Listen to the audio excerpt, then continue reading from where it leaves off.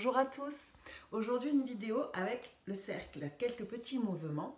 Donc je vous propose l'exercice et puis à vous de choisir le nombre de répétitions que vous voulez faire. L'idée c'est pas de faire beaucoup, ce n'est pas la quantité mais la qualité bien sûr. Donc je vous propose d'être debout. Le cercle va venir devant. Ici, le cercle devant vous, les coudes au crâne portés de chaque côté. Et puis vous allez commencer à faire un petit exercice avec vos bras qui va consister à plier et tendre les bras. Lorsqu'on plie les coudes, vous allez éloigner l'intérieur de votre coude loin de votre sternum et vous allez chercher à inspirer dans cette fameuse cage thoracique, dans cette fameuse T12 à l'arrière. On inspire en pliant et on expire en étendant pour l'instant. Lorsque vous pliez, vous pouvez créer une petite pression dans votre cercle. L'idée avec ce cercle n'est pas de écraser, mais plutôt d'intégrer. On voudrait intégrer cette résistance dans son corps pour pouvoir du coup répartir cette résistance à travers son corps et pas que cette résistance s'accumule dans votre corps. Donc on plie, les épaules sont bien dans leur cavité, ce sont les coudes qui s'étirent loin sur les côtés. Vous faites ça encore 2-3 fois en vérifiant que le poids de votre corps reste bien à l'avant de vos pieds. Vous pourriez aussi expirer au moment du plié et inspirer pour rééloigner ces mains de vos épaules sans que vous vous embarquiez avec. Repoussez-vous bien dans votre crâne. Expirez et inspirez. Je vous invite à faire la respiration qui vous convient. Ensuite, vous montez vos bras, les bras au plafond. Et toujours, rien que le fait de tenir le cercle est déjà un travail. Mais vous pouvez rajouter, si vous le souhaitez, une légère pression avec vos paumes de main. Vous descendez le cercle derrière la tête. Et là, ce sont vos coudes à nouveau qui s'étirent, qui poussent. Inspirez pour réétendre vos bras. Expirez, poussez les coudes vers l'avant, vers le plafond, pendant que vos bras vont, pendant que votre cercle va à l'arrière de votre tête. Au moment où vous faites cet exercice, de vérifier que votre cage thoracique n'est pas embarquée par votre chaîne des bras qui serait trop courte. Vous portez cette T12. Vous pouvez inspirer en pliant et expirer en réétendant. Choisissez vraiment la respiration qui vous permet de garder intégrée dans votre corps cette résistance et de ne pas la subir. Ok. Ensuite, on pourrait rajouter des petits mouvements de jambes avec des mouvements de bras. On va par exemple venir poser son pied droit derrière et puis à votre guise de voir à quelle distance vous souhaiteriez faire une fente. Dans votre fente, le poids du corps est réparti entre vos appuis de l'avant et de l'arrière. Et puis ici, à nouveau, les coudes pliés et portés par l'étirement, pas juste par vos muscles. Du coup, toujours avec cette légère présence, cette paume de main en contact avec votre cercle permet vraiment de vous aider à activer votre bassin. Donc d'avoir une certaine stabilité à travers la chaîne de vos bras, c'est connecté jusque dans votre bassin. Donc vous allez tourner, par exemple inspirer en pressant légèrement ou pas le cercle et expirer. On fait par exemple 3 fois en maintenant pour l'instant la jambe de derrière statique. D'observer toujours où est-ce que le corps accepte d'aller sans douleur, sans forcer, pour que peut-être il puisse aller plus loin. De ne pas hésiter à rajouter des petits rebonds pour élastifier, pour hydrater.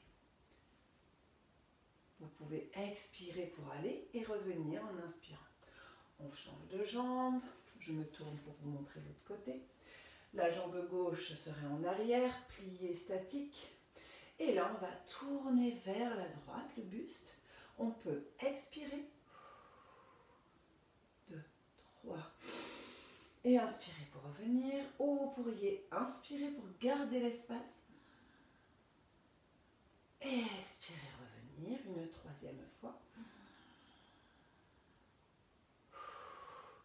Et revenir.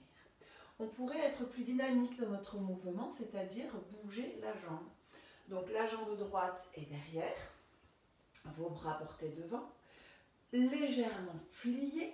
Venir toujours éloigner l'intérieur de son coude, de son sternum, l'extérieur de ses coudes, de sa colonne vertébrale pour étirer dans ses clavicules et entre ses omoplates pour mettre en tension ces tissus pour que les os soient espacés, vos tissus soutiennent ces os.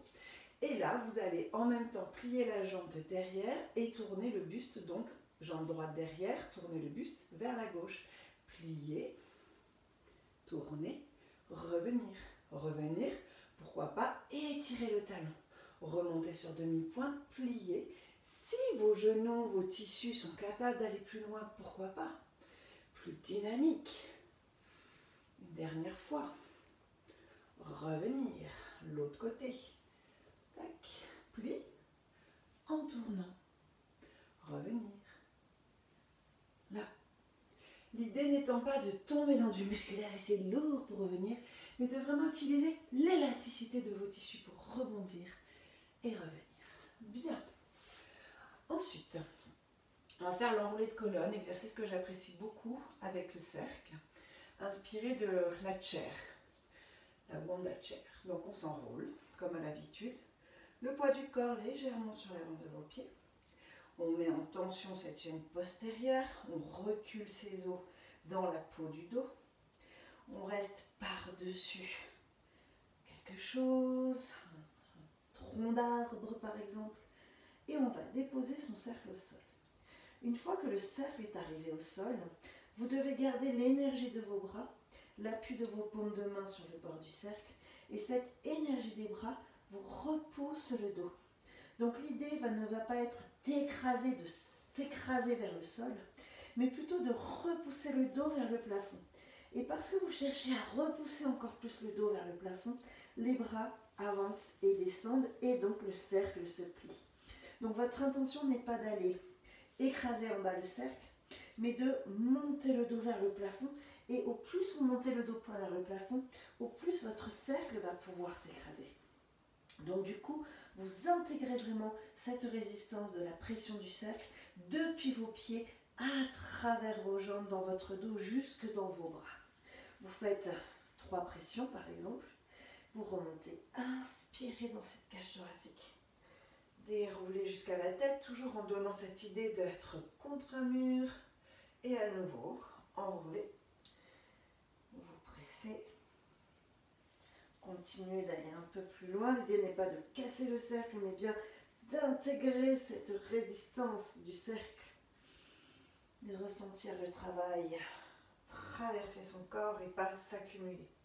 Et une variante, une fois que vous êtes au sol, en train d'appuyer dans votre cercle, vous gardez cet appui-là, et maintenant, comme nous faisons depuis le départ, les coudes se plient, les coudes s'éloignent du sternum, les coudes s'éloignent de la colonne vertébrale, et c'est votre tête qui va chercher à aller un peu plus près du cercle.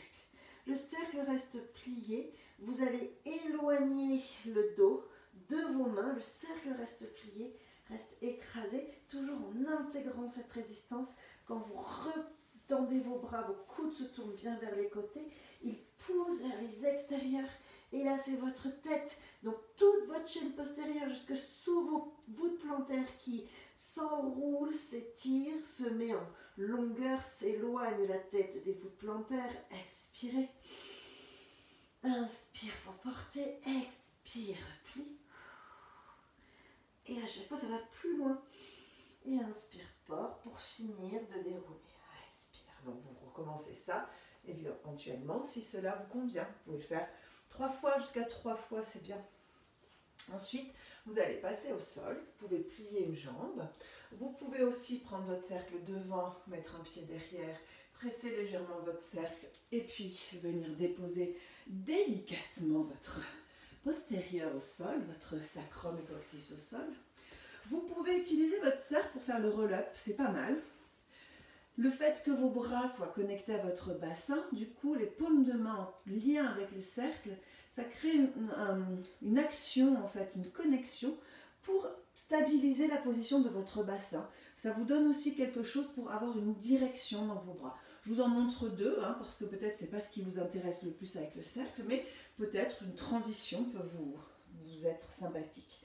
Donc vous poussez bien les bras loin devant, vous mettez une légère présence dans votre cercle, ce qui va activer votre bassin et ce bassin va pouvoir garder cette place, pas parce que vous vous serrez, mais juste parce que vous êtes connecté avec vos bras. Vous déroulez la tête, vous déroulez le haut du dos jusqu'à la tête, vous allez derrière, 2-3 petits rebonds et là vous poussez dans vos bras et c'est léger, présence du cercle dans les mains pour vous aider à connecter votre bassin pour qu'il puisse garder sa place, pour que vous puissiez étirer vos membres de toutes parts, hein, de bas en haut, vous puissiez étirer votre colonne loin de ce bassin qui garde sa position. Ok.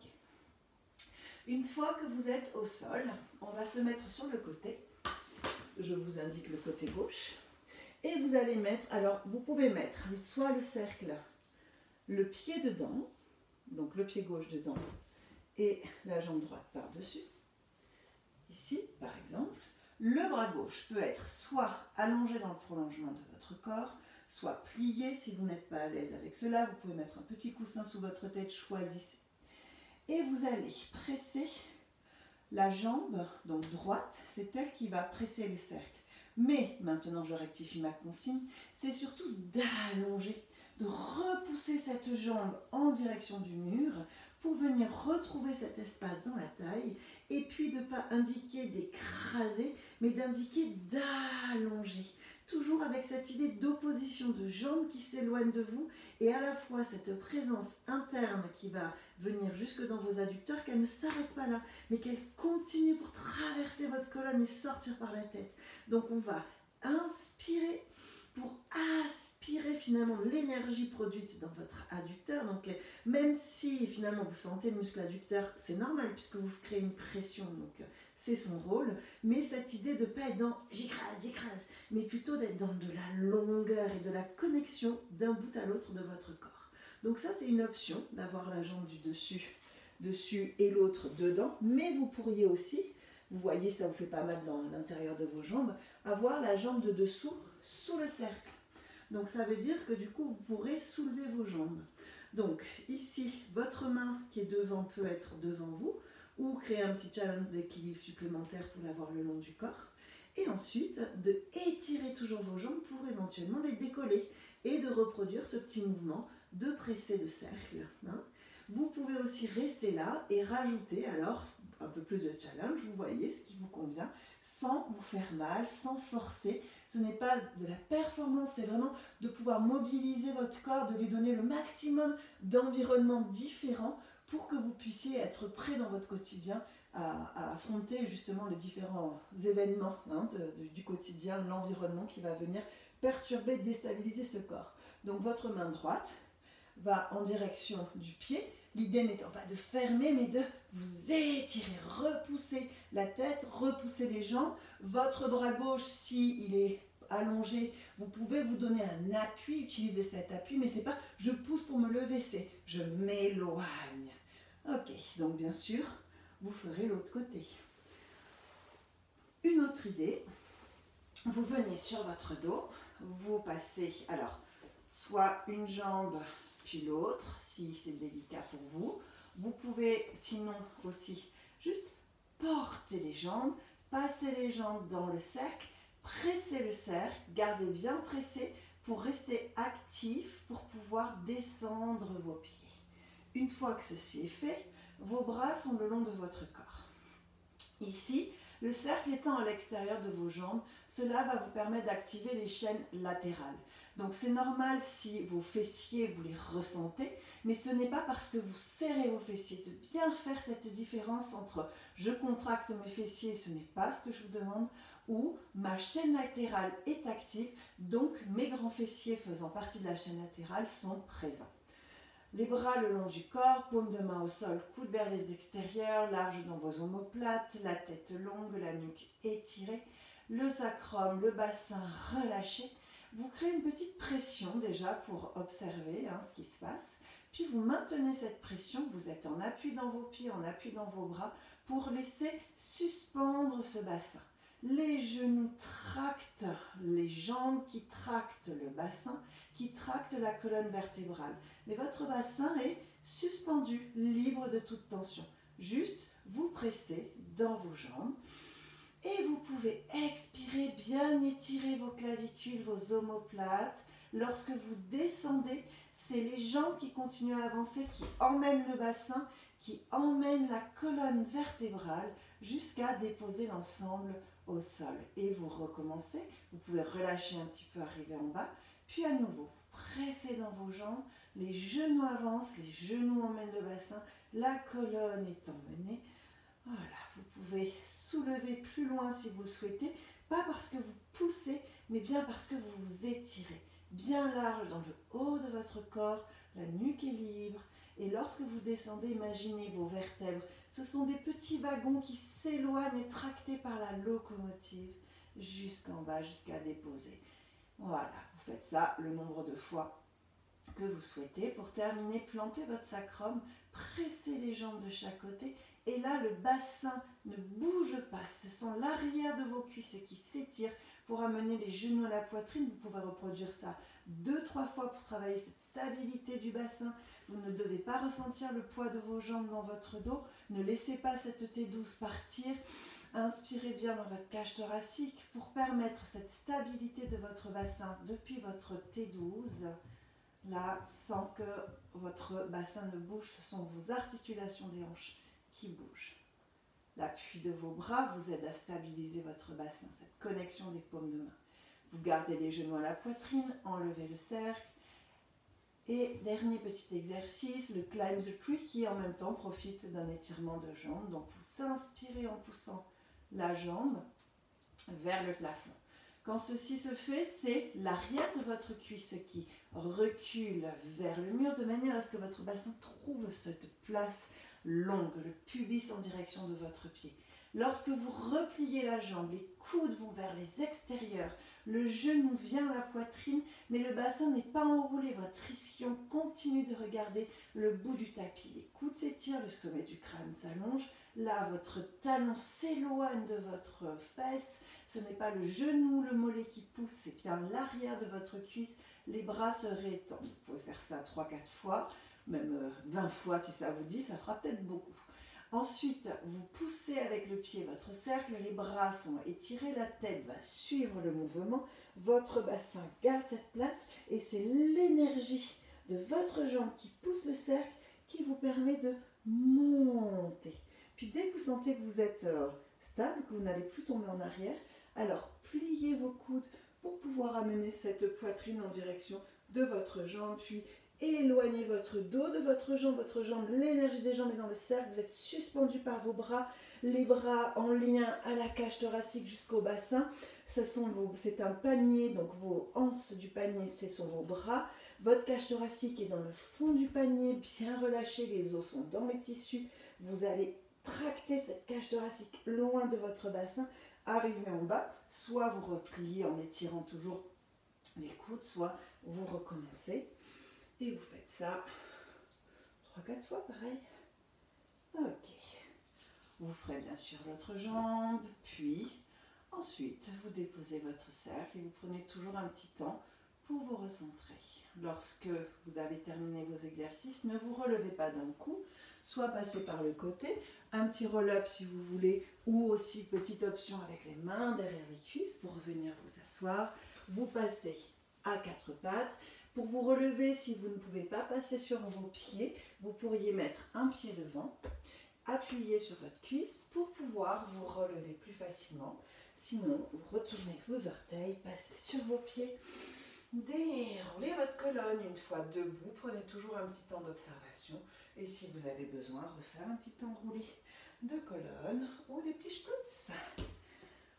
Voilà, merci. J'espère que ces petits conseils vous aideront à faire quelques exercices de cercle. À bientôt.